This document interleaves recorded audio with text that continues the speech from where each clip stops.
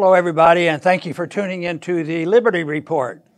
With me today is Daniel McAdams, our co-host. Daniel, good to see you today. How are you this morning, Dr. Paul? I'm doing fine, Excellent. ready and raring to go, and especially because we have a special guest today. Yes, Very we do. special guest, well known, and he's going to talk a little bit about the subject we've been talking about. We'll be talking to the expert about vaccines and other things.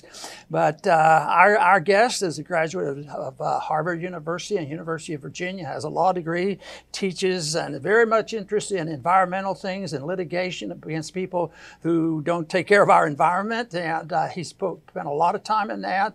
But he's also become known a person of indeed a lot of interest in the vaccine. Robert Kennedy, we welcome you to the program. Thanks for having me, Dr. Paul. Well, good. No, we have a lot of questions for you, so we can flip a coin and take something. But I'm going to start off with something that I've thought a lot about, and you get a lot of questions about, and it's just something before we get into the vaccines, and that is the very, very difficult situations that the Kennedy family had to go through. And I've read most of the books about assassinations and problems, and the viewers are very interested in that.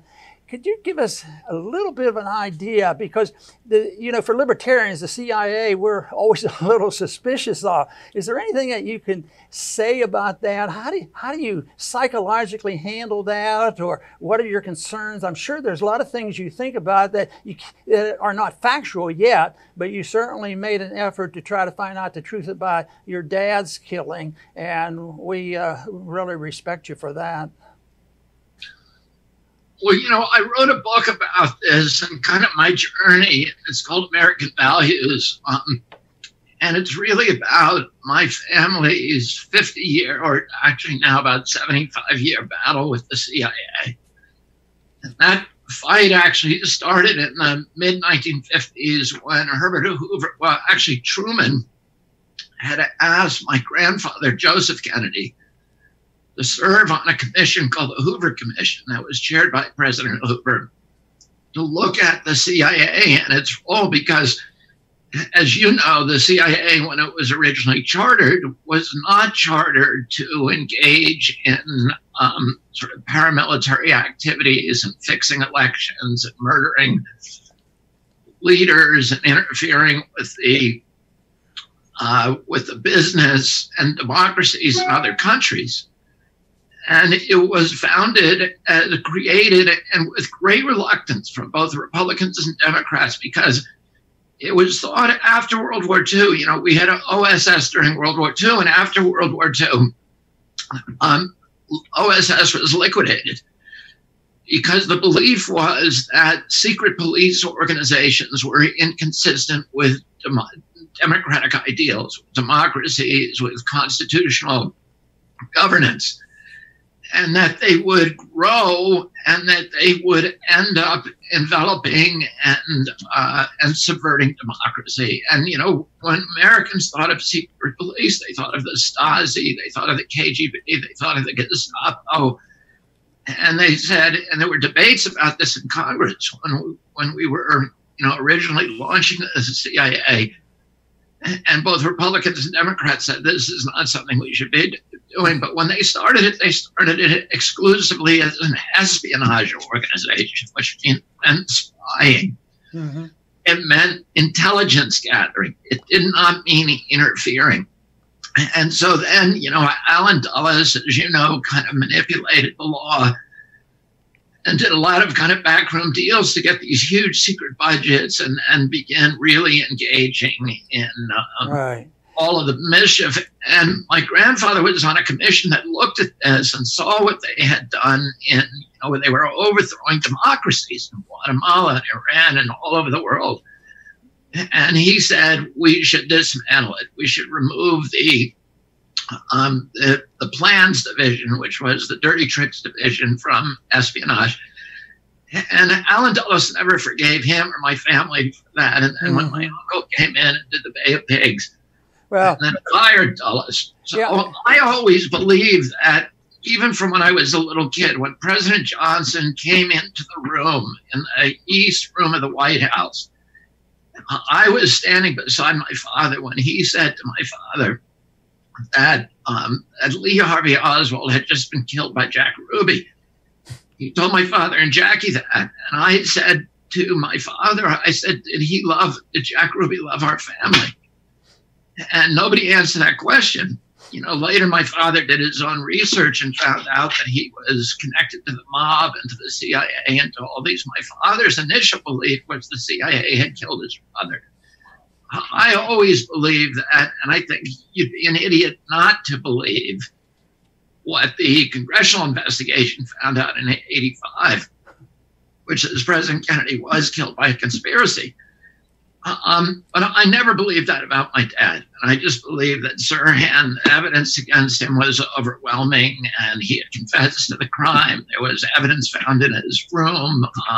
And Paul Schrade, who was one of my dad's best friends and who was standing beside my father when he was shot, and Paul took a bullet to his head at that time. He took the first of Sirhan's bullets. And he said to me, your father was not killed by Sirhan. And I need you to look at the autopsy report and look at this evidence. And as a favor, I did not want to do that. I didn't want to get into all the conspiracy theories. But as a favor to Paul, because he was such a hero, he was the one who introduced my dad to Cesar Chavez. He was the #2 guy at the United Auto Workers and was just a stalwart, friend of our families. I went to his house in LA, outside of LA, and I sat down with him for a couple of days. I went through the autopsy report, all this other stuff. And by the end of that, it was clear to me that Sirhan could not have killed my father. Wow. My father was killed by 4 shots that were all fired from behind him. Sirhan fired 2 shots. He was across a steam table. He never got behind my father. My father was always facing him. He was 6 to 10 feet away. And Sirhan fired 2 shots. The first one hit Paul Schrade. The second one hit a door jamb behind my father, right past his head, and hit a door jamb. And then he was grabbed by Rosie Greer, Rayford Johnson, and all these other people. And there was a dog pile, and they took the gun and they pointed it away from my father, but they couldn't get the gun from him. He fired 6 more shots, and all of those shots hit people. So we know where the shots all landed. There were 14 shots fired, and his gun only had 8. It was a revolver with 8 chambers in it. He never reloaded. So, and the 4 shots that hit my dad all came from behind. And Thomas Noguchi, who was the greatest coroner in American history, his finding is that every one of those was contact shots, that the barrel of the gun was touching my father at the time they were fired, and they were fired from behind at an upward angle. I think the guy who probably pulled the trigger is a guy called Eugene Thane Caesar, who was a CIA agent. He worked for Lockheed. Wow. He was working that night as a security guard. He had gotten the job 4 days before. Wow. He was waiting for my father in the kitchen, and when my father went through the Ambassador Hotel kitchen, he grabbed him by his right arm, or his left arm, and was standing behind him when the shots were fired. And he had pulled his own gun, which was also a .22. And he was seen, and he admitted that he had pulled his gun. But he said, and my father, when my father fell, he fell onto Caesar. And, if you look at the MK Ultra manual about, they have a whole section that the CIA was experimenting on creating these Manchurian candidates. And what the psychiatrists who were working for them said is that it took them a year to turn somebody into a Manchurian candidate, somebody who would actually commit a murder involuntarily. Right. But they said they could make a distractor in 3 months, and they can make it out of anybody. Okay, Daniel, we did a lot for a couple hours, but we could really use a couple hours. This is a great interview. Robert, I want to ask you, a long time ago when I first got interested in politics, before I ever went to Congress, some of these things were interesting to me. And I was talking to an old line conservative constitutionalist. And he was well known at that time. And he said to me, he says, you know, he had been somebody that spent time in the FBI and knew how the CIA originated. And he told me something. It seems like you lean toward maybe agreeing with it. He told me, he says, Ron, he says, you know, if you have a CIA, it's incompatible with a republic. And I didn't know exactly what he was saying, but over the years, I think I've come to that agreement. Is that too radical of a statement, or would you certainly lean in that direction? I mean, what I would say, I would go even further, which is that you cannot have a nation that is, and this is what our founders said, you know, this is just the wisdom of the ages. You cannot have an imperial nation abroad and have a democracy at home. Wow. They're incompatible with each other. Yes. If you may allow your nation, this is what the Romans did, you know. Romans were a republic for the first 200 years, but then they became a dictatorship because they became an imperial, you know, nation. And but this is, you look all around the world, the Spanish Empire, the British Empire, etc. Robert, and really, the books I've read have indicated that both your uncle and your father had opinions that were contradictory to those who thought we ought to be around the world, and might have been part of the reasons that the assassinations occurred. Yeah, I mean, I think that's true. My uncle, 2 months before his death, he signed National Security Order 237, which ordered all troops out of Vietnam, the first 1,000. He only had 16,000 advisors there. He never put combat troops in. He was surrounded by militarists who were telling him, you got to put a 250,000 American troops in there. And he said, I'm not going to do it. And the day he left for Dallas, he asked his aide for a report about American mortalities among the advisors, mainly Green Berets and helicopter pilots who were in Vietnam. And there had been 75 men killed, and he was horrified. And he said, that's too many. This is not worth one American life. I want them all out. He signed a national security order. Okay. Bring the first 1,000 men home by December of that year. He was killed in November. Wow. And bring 100% of them home by the following December. Wow. And he was killed a few days after that. Yeah. You know, the one thing that we want to do, we want to talk about the vaccines, and you have written a lot, and you've been criticized and you have been praised all along on vaccines.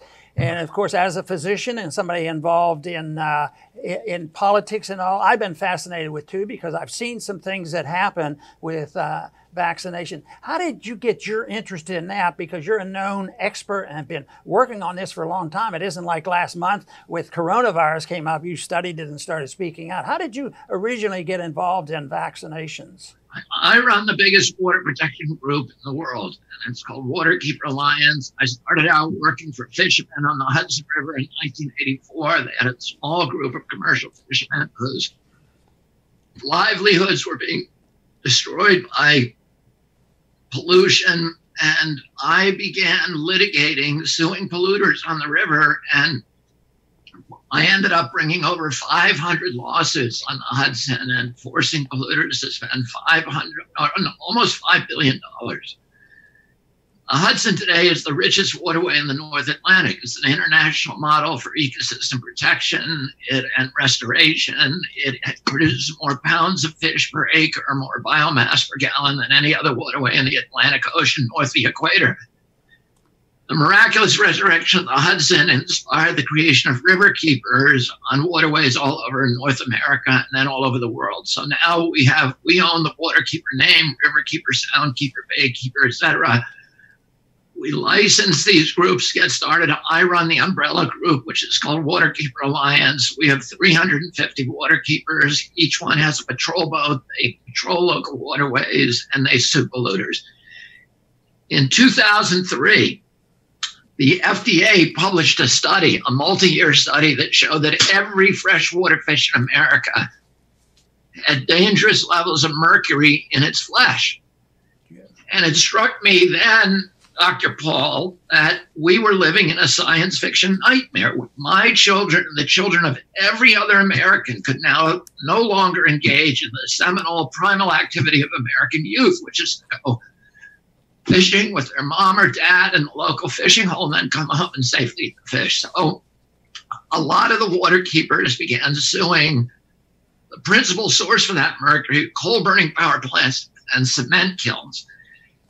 In 2005, I had 40 lawsuits against mainly coal burning power plants in the states, the United States, and the provinces of Canada. And I was traveling all over North America, giving speeches about mercury, promoting legislation, explaining the litigation, etc. And whenever I started talking to a large group at one of these big forums, there were always these women who would appear in the front seats. They would come early, and they would stay to the end, and they would talk to me. And they were all the mothers of intellectually disabled children. And they were all women who believed that their child had been injured by a vaccine. And they said to me in kind of a respectful but very kind of scolding way, if you are really interested in mercury exposures to children, you need to look at the vaccines. This is, Dr. Paul, something I didn't want to do. I was raised on kind of the spear tip of rights for intellectually disabled. I grew up with Special Olympics. My aunt, Shriver, is also my godmother, had me working in Special Olympics from when I was 8 years old as a hugger, as a coach. I spent 200 hours during high school and working in Wasatch Home for the Retarded. And I have been, my family was around that issue, as you know, from the beginning of time. It's not what I wanted to do with my life. I wanted to work on water and on energy. And but one of these women came to my home in the summer of 2005. She was a psychologist from Minnesota named Sarah Bridges. Her son had gotten autism from a mercury vaccine, and he had gotten recognition of that from the vaccine court. He won the judgment, and they had given him $20 million, lifetime support. She wanted to make sure it didn't happen to anybody else, and she brought a huge pile of studies, about 18 inches thick, to my home in my little bungalow in Hyannis, Massachusetts. She put it on my front porch. And she said, I'm not leaving here till you read these. And I'm very comfortable reading science. My whole life has been about science. All of these lawsuits that I've won, hundreds and hundreds of them, all of them involve a scientific controversy. So I'm comfortable reading science, and I know how to read it critically.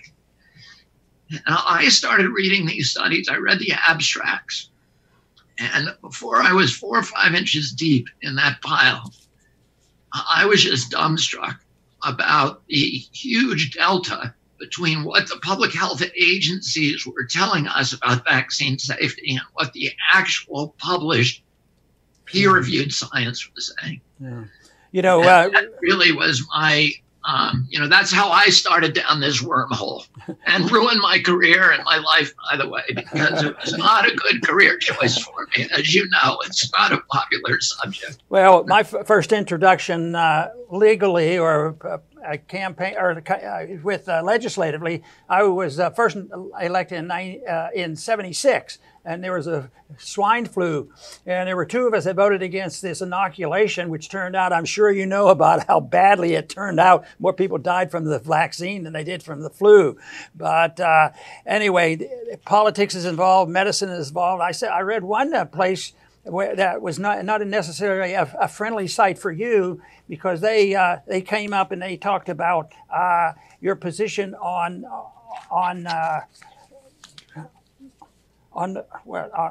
believes in vaccine and autism. They said the anti-scientific position that you have on autism and on vaccine.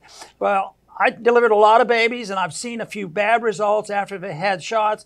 And I am not the expert on autism and vaccines, but I tell you what, where my inquiries are and my sympathies are with, because certainly a lot of people don't buy into the people who write that and try to paint you as anti-scientific. That's I know that's the kind of stuff you've had to put up with for a long time.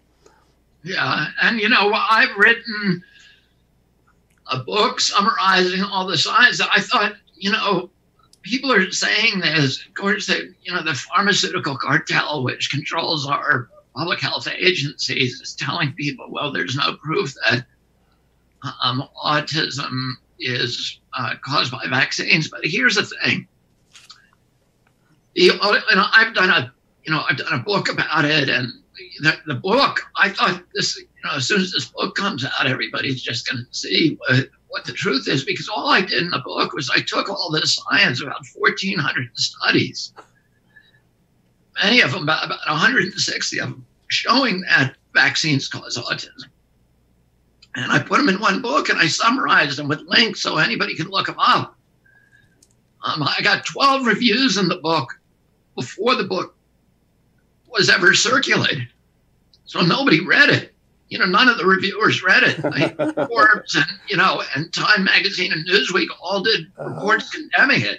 But here's the thing, is people should not listen to me about science.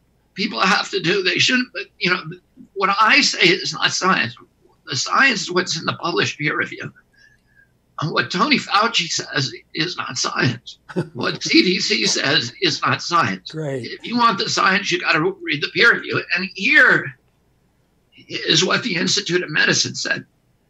The Institute of Medicine is called the National Academy of Medicine. It's a federal panel that is the ultimate arbiter of medical science. Congress and HHS appointed it and said, we want you to backstop CDC and make sure they're not cheating. The Institute of Medicine periodically goes in and looks at, every couple of years, CDC science on vaccine safety. And they've specifically looked at the issue of autism. And they have a report in 1994, in 2011, in 2013, and 2017. And all of those reports, they say to CDC, you have never studied the link between autism and vaccines. And in fact, they said in their last report, they said, they said there's 178 conditions that we believe are being caused by vaccines. Chronic diseases like diabetes, arthritis, food allergies, asthma, all of these things that have exploded since 1989. The vaccine generation is the generation born after 89. The sickest generation in history. Autism went from my generation from 1 in 10,000. My kids' generation, 1 in every 34 kids. And so, so the Institute of Medicine looked at 178 chronic diseases that are now afflicting this generation. 54% of the kids have chronic diseases. In my generation, 6%. In the generation that was in 1986, it was 12%. These kids are 54%, and they've lost 7 IQ points. Right. Let me just finish this. The Institute of Medicine said to them, you have done no science on this. And they went through each of those conditions in each vaccine. And when they came to, and this is on page 554 of that report, they came to autism and they said, there is only one study that's ever been done about the 6 vaccines that are given. There's 26 shots of 6 vaccines given the first 6 months of life. Okay. That study says that the vaccines cause autism. We're not going to use that study because it was based upon CDC's system, which, a data gathering system, which we think is lousy. But they said, other than that study, there's not a single study on any of those vaccines that shows that they don't cause autism. So the agencies have deliberately not done those studies. And it's not me saying it. It's not Robert Kennedy, the lawyer. It's the National Academy of Medicine that has said that. All right. Daniel has a question for you, Robert. Well, Mr. Kennedy, you're right. It's certainly not a wise career decision to challenge the prevailing paradigms on vaccines in particular. I can speak for my family as a father of 3 unvaccinated children. It's no bed of roses as a parent either. You know, we spent years being screamed at by doctors before we realized the best course of action is just to stop going, because it's only a vaccine conveyor belt when you go for your checkups. But I wanted to go back to something that's a little bit more in the news, and you made some waves in your recent discussion with Alec Baldwin. You had an hour-long discussion. Something that you mentioned there stood out because it's something that Dr. Paul and I mention very often on our program. You made the point that the death toll from the lockdowns and from the quarantines may very well exceed the COVID deaths in our current coronavirus situation. Such a great point. I would only add to it the dangerous precedent set that from the lowly county commissioners to all the way to the governors, that our civil liberties can be switched off at the flip of a switch, and you can't go outside anymore. So, what would you say about the lockdowns and the COVID deaths? Well, the civil rights issue is a different issue. But what I've said is that we're listening to Anthony Fauci, who's telling us what what COVID may do on various scenarios of lockdown. He may or may not be able to predict that accurately. But what we need a broader discussion, because we need to know not only what the benefits of lockdown on COVID mortalities is, but we need to know what the cost of lockdown is on non-COVID mortalities. And I think the data is really clear, that quarantine is going to kill far more people than COVID. And there was a study back in the 1980s. Back in the 1980s, a lot of people were studying the question of the impacts of, we had big a downscaling of these huge corporations back in the early 80s. There was a whole discipline of science, an industry of science that emerged, of economics, a field of economics that looked at the impacts of unemployment on human life and other factors. And one of the most famous of those studies that has been cited everywhere said that for every 1 point in unemployment, there are 37,000 excess deaths. Wow. The deaths, and it enumerated where they're coming from. I think 9,000 of them were from heart attacks, 900 were from suicide. In addition, by the way, this was at a time when our population was 43% smaller. So you need to really almost double that. Wow. To look at the impacts of unemployment today. In addition to that, there were 4,000 extra imprisonments and 3,300 extra admissions to mental institutions. And, if we have 30 points of unemployment, which they're predicting now, we're talking about a couple of million deaths, which is much more from the unemployment. In addition to that, we have disruptions to medical supply chains and food supply. That there are millions of people starving around the world because of the quarantine. We've lost already about 50,000 minority businesses permanently in this country. What is that going to do? There was a report from one hospital in San Francisco that said that the suicide rates, the amount of suicides they were getting in that hospital, they got in 1 month, they got a year worth of suicides, so a 1,200% increase. Wow. I know from my own experience that, this is really alcohol. I read this, I don't know this from my experience. I know that a lot of people are suffering from addiction issues right now, that they can't go to AA meetings, they can't go to 12-step meetings, they're locked in. Isolation does not mix with addiction, and And alcohol, I read this, and I can't cite it, but anybody can look this up and check me on it. But that alcohol sales are up 600%. Wow. Wow. Oh, in England, isolation kills people too. In England, and this is true, there's a similar study in Italy. England looked at, during 5 weeks in April and May, they looked at deaths in what they call elder care facilities. We call them nursing homes. They said there are 30,000 excess deaths, but only 10,000 of them were from COVID. 20,000 of them were from people, who didn't get their dialysis, who didn't get their heart medicine, who were isolated, who couldn't get to a doctor when they had a complaint. Yeah. And they ended up dying. And people deferred cancer checks, all of these things that come back to honest. Let me just say one other thing, because it's my party that is pushing more than I think that the Republicans. It's not exactly partisan, but it's much more the Democrats that are pushing the quarantine. And I really think it's going to come back and hurt all the values that my party has represented for forever. We are dismantling the New Deal now. All of that, all of the people that we got health care reform for under Obamacare, there's been 16 million Americans who have lost health care since the beginning of those. That's going to be a tremendous number of deaths, probably more than COVID. Yeah.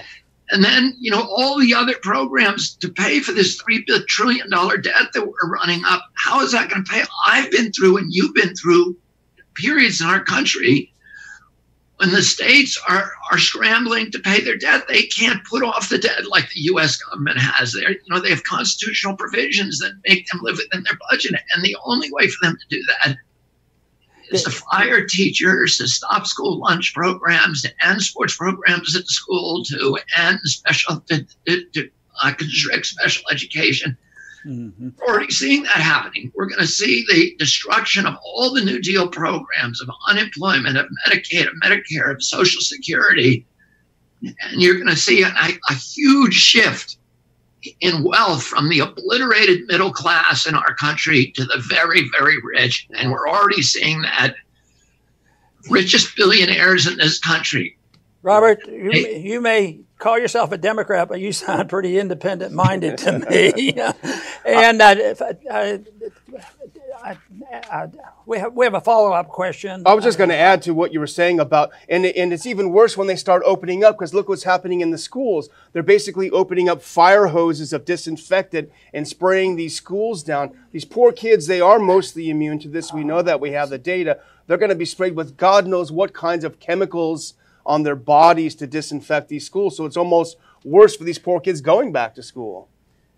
Yeah, and I think also, a kid in this country, the death rate among children for flu is higher than the death rate for coronavirus for children. So the death rate, the risk for a child, somebody who's under 20 years old, of dying from coronavirus is zero.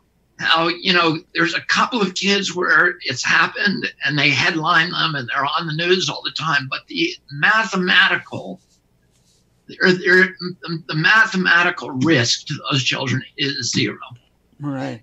And so then the question becomes, what are we going to force these kids to live, to make huge sacrifices in their lives, in order, including taking a vaccine, to protect older people? That is a very dicey ethical issue. Are we going to sacrifice these kids to, because there's some hypothetical benefit to older people?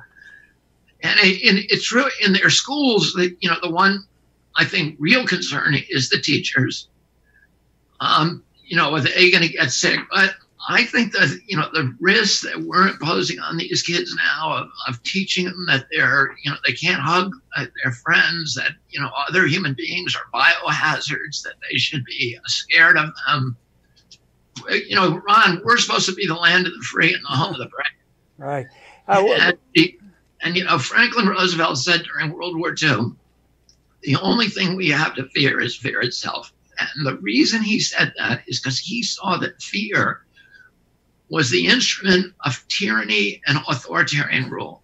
And in Germany and in Spain and Italy, the tyrannical leaders had used that fear of the Great Depression to end democracy and to, go to fascism. In Russia, leaders had used fear to go into, communism. So Roosevelt did something different. He said, we're not going to be scared. We're going to stand together, and we're going to go through this, and we are not going to give in to fear. That's the only thing we're going to fear, because we're going to get through this. Right. As long as we're not scared. And he preserved democracy, and he preserved constitutional government. And, he did that by avoiding fear. And now we have all these politicians and the press, which, of course, is addicted to pharma. Okay, I'm going to finish up, but I want to get your opinion on what the odds of us solving some of these problems. Because we, as libertarians, want voluntary solutions. Two people get together and voluntary. Anybody mess up, they're liable. The other option is authoritarianism and mandates. Of course, we see in a lot of it, and the Faucis and the Gates of the world are the authoritarians, and they dictate. But then you say, well, they'll be liable. No, the Congress exempts them from their liability. So how are we going to change that mentality, which is what we face up to? We think we have a lead on what we should do, but you put your effort up. But do you have days that you're less optimistic than other days? Because I think that's basically what has to change is the people's attitude and dependency on being taken care of, provide everything, and then remove the liability of the people who are making all the money. Yeah, I mean, I'm not optimistic or pessimistic, because I think either of those is a trap. Listen, I get up and I go to work in the morning, and I'm going to fight this. I know it's right. I know it's wrong. And I'm going to fight for what I know is right. And, if I have to, I'll die with my boots on, but I'm not going to, but I'm going to keep fighting them. And I think we're going to win ultimately. I think we're going to beat them in court, and we're going to beat them on the streets. It's going to be, this is like an apocalyptic battle. It's really something I never thought it would happen in my lifetime. But all the values of our country are being eroded and subverted. And, we've been through, listen, in 1969, we had a bird flu pandemic in this country. And it had a higher death rate than COVID. 100,000 Americans died. That's when we had half the population. And we all went to Woodstock. Nobody, we went to Woodstock, and it wasn't in the press. It was part of life. Yeah. Well, it's all about perception ultimately. And, this is being used as, this biosecurity agenda, which they've been pushing for so many years, is now the dominant agenda. Of course, it's the biggest tool for authoritarianism because, as Goebbels said this, or Goebbels said it at Nuremberg. He said, how did you get the German people to move like sheep, to do whatever you said? And he said, it's easy. It doesn't have to be a fascist government. It can be a monarchy, a democracy. It doesn't matter. You use fear. He said, if you tell the people, point to something and said, be scared of that, and I'm the only one who can save you, they will do anything you tell them to do. And so for many years, we've been pointing at the communists and said, you got to behave here at home because they're going to get you or whatever.